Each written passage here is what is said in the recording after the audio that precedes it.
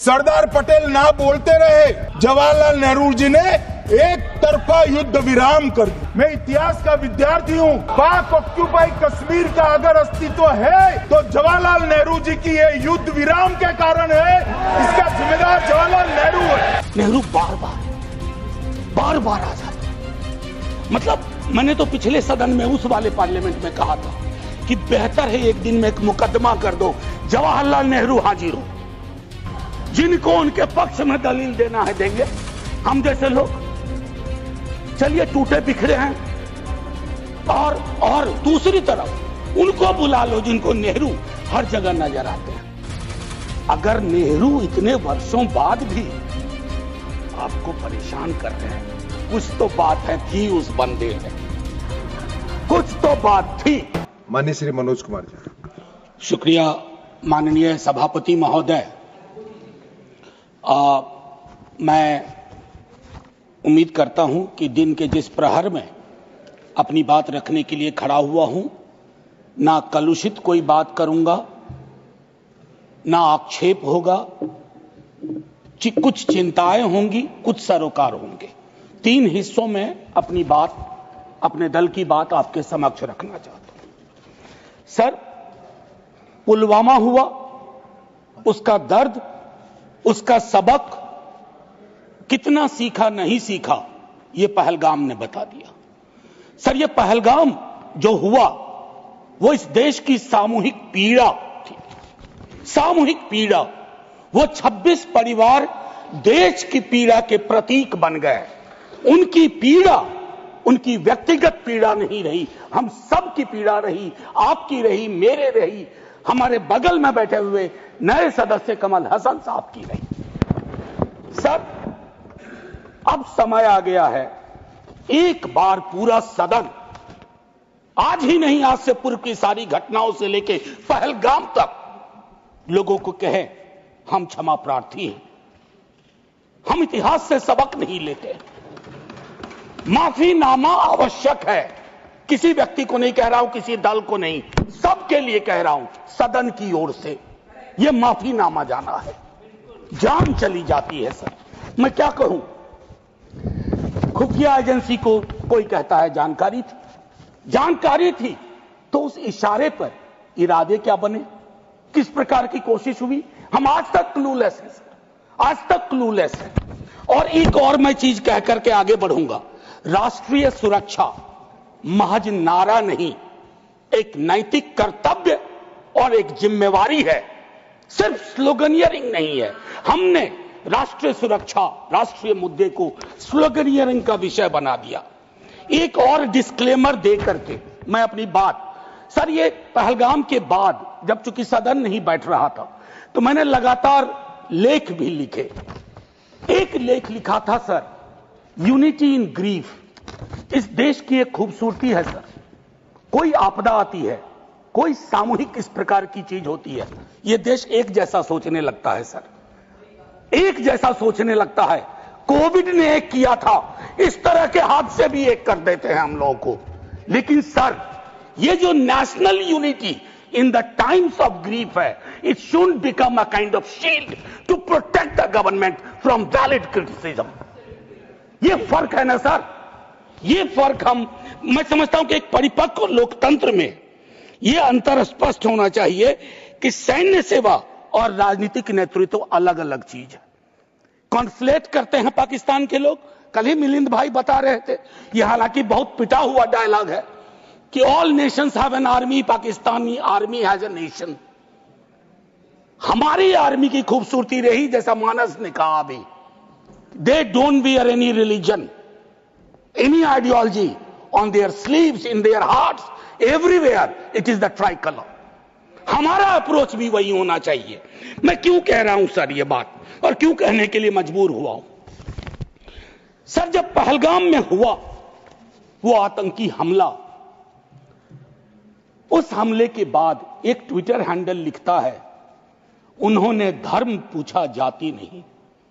Sir, लोग तो गवाए, हमने अपने लोग गवाए, 26 परिवार के चिराग बुझ गए, लेकिन भारत माता भी छलनी हो गई उस ट्वीट के बाद। मकसद में कामयाब हो गए थे वो, लगभग, क्योंकि उस बुलेट में बारूद के साथ नफरत की बारूद भी थी। लेकिन भला हो इस मिट्टी का, इस हिंदुस्तान की मिट्टी का, उसने बारूद के साथ आए नफरत के उस संदेश को नकार के रख दिया। कहीं वो नहीं हुआ जिसकी उनको उम्मीद थी, बल्कि बाद में इस बात पे आता, बल्कि भारतवर्ष ने एक संदेश दिया। जब सोफिया कुरैशी जी और व्योमिका सिंह जी ब्रीफिंग के लिए आती थी, हम सब का गर्व से सीना फूल जाता था। वो मेरा हिंदुस्तान है, मुझे वही हिंदुस्तान चाहिए। ये हिंदुस्तान, ये उस्मान, लैंड ऑफ नौशेरा, इसका मजहब पूछ करके इसकी देशभक्ति पर शक करना देश को कमजोर करना। Please, please. Let me speak. Please. Let me speak. आज मैं किसी दल के दायरे से नहीं बोल रहा हूं। Let me speak, मैं सर मैं एक बात कहना चाहता हूं। मैं नहीं चाहता हूं कि यह बहस, अक्सर मैं देखता हूं मेरा वाला आंकड़ा, हमारे में इतनी गिरावट आ गई, उतनी गिरावट आ गई, आपके टाइम में इतना होता था, मेरे टाइम में इतना होता था। जिंदा लोग आंकड़े नहीं होते हैं, उसको आप आर्काइव में नहीं भेज सकते हैं कि फलाना मर गया, आंकड़ा है, आंकड़ा नहीं होता है। घर का चिराग बुझता है, बूढ़े माता पिता को खोने के बाद भी वैक्यूम रहता है। हम कभी मुआवजे, श्रद्धांजलि, पुष्प के आगे कभी ये नहीं सोचते हैं कि ये वैक्यूम, ये कैसे ये वॉइड फिल इन होगा। मैं एक चीज कहना चाहता था महोदय, सच तो यह है कि जवाबदेही तय नहीं होती है।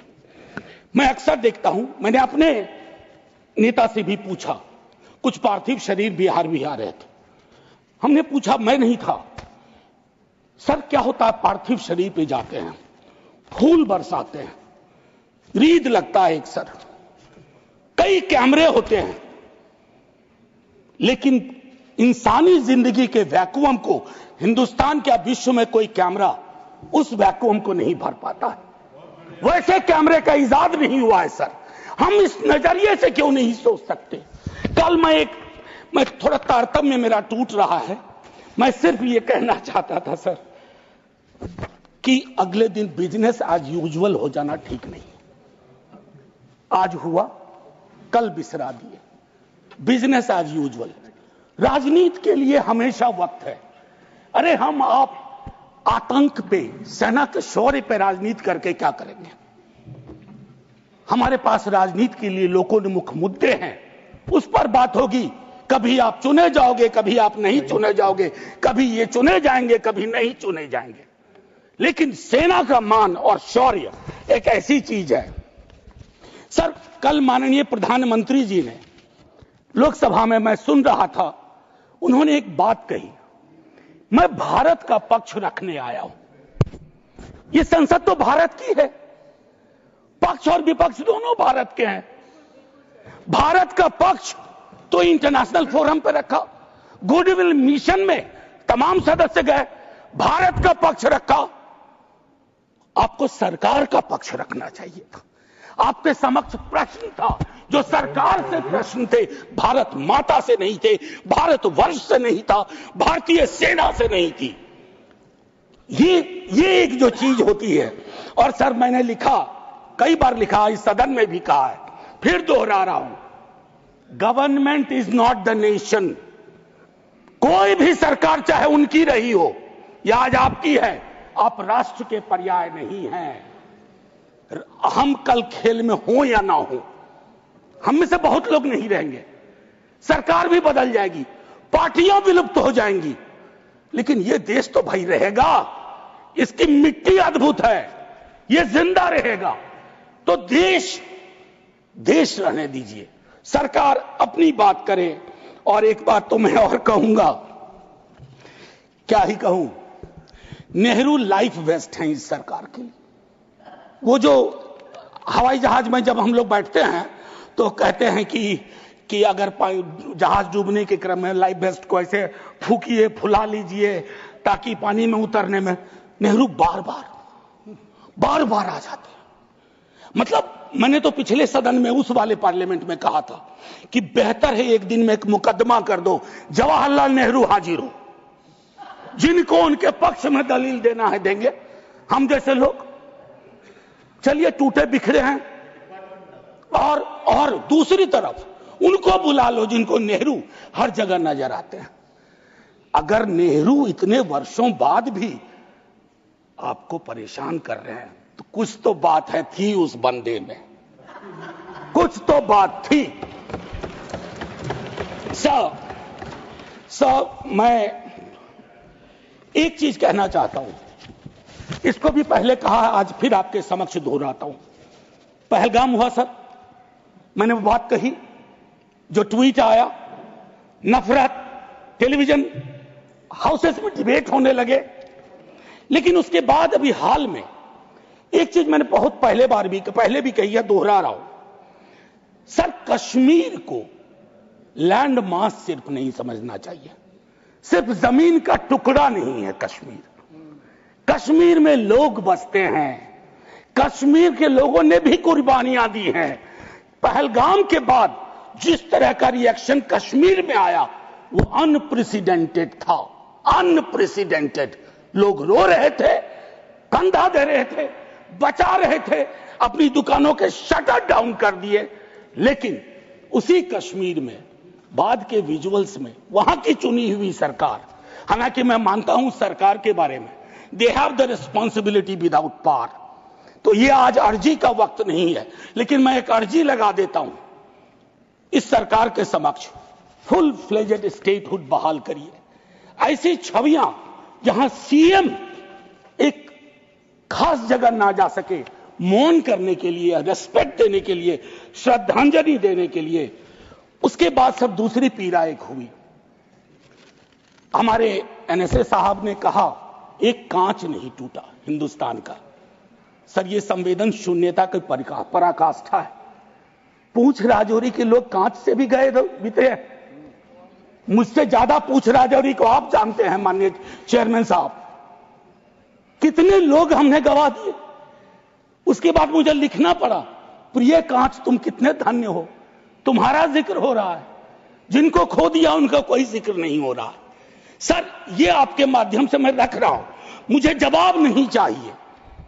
फॉरेन पॉलिसी को लेकर के विदेश मंत्री जी नहीं है, मैं एज ए कैरियर ब्यूरोक्रेट उनका बड़ा फैन था, मैं राजनीति में नहीं था, फॉलो करता था उनको, लेकिन मैं देख रहा हूं और मैं उनको सिर्फ दोष नहीं दूंगा, क्योंकि ये जो कैबिनेट है जिसमें आत्ममुग्धता का भी पुट है, उसमें कलेक्टिव रिस्पॉन्सिबिलिटी का नोशन गायब सा हुआ है। मैं सिर्फ ये कहूंगा, अभी हाल में बॉन्डुंग कॉन्फ्रेंस की एनिवर्सरी थी 18 से 24 अप्रैल, पहली बार इस देश में उस एनिवर्सरी को याद नहीं किया गया। वो एनिवर्सरी क्या थी सर? एफ्रो एशियन कंट्रीज 55 में जुटे थे, उससे नॉन अलाइन ग्रुप का जन्म हुआ था, बिसरा दिया सब। भाई हम इमीडिएट में देखते हैं अपनी विदेश नीति को, सर हम तो बहुत गरीब गुरबा देश थे, लेकिन धौंस से बोलते थे बड़े बड़े मुल्कों को माइंड योर बिजनेस। कहां आ गए सर हम कि गाजा के रेजोल्यूशन पे हम एब्सटेन कर जाते हैं दुनिया के गिने चुने देशों में। मानवता का सवाल है, भारत ने मानवता के सवाल से कभी मुंह नहीं मोड़ा है। कौन से भारत का निर्माण हो रहा है ये मैं, और एक और चीज कहूं, हम लोग बचपन में एक डायमंड पॉकेट बुक्स में चाचा चौधरी पढ़ते थे। हाँ, तो ये अमेरिकन जो प्रेसिडेंट हैं उनमें मुझको चाचा चौधरी के सारे नेगेटिव गुण दिखते हैं, उनको एक चौधराहट सवार हो गई है।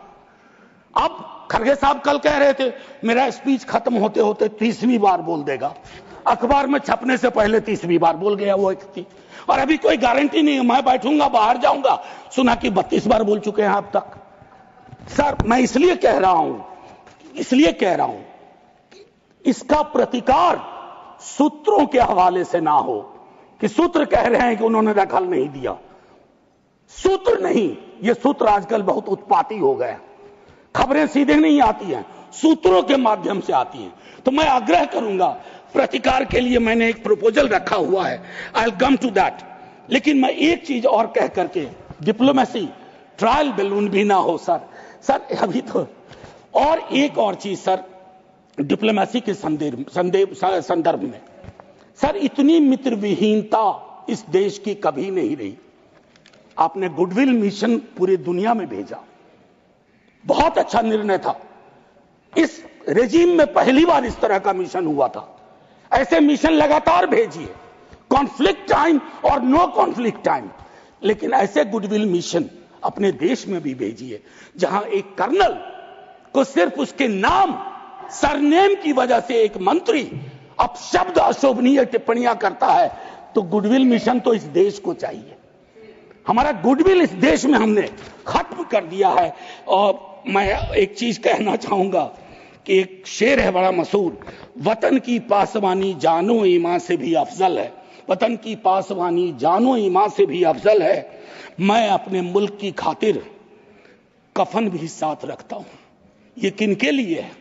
जिनको संदेह की दृष्टि से देखा जाता है कि भारत के लिए प्रेम है कि नहीं है, वगैरह वगैरह।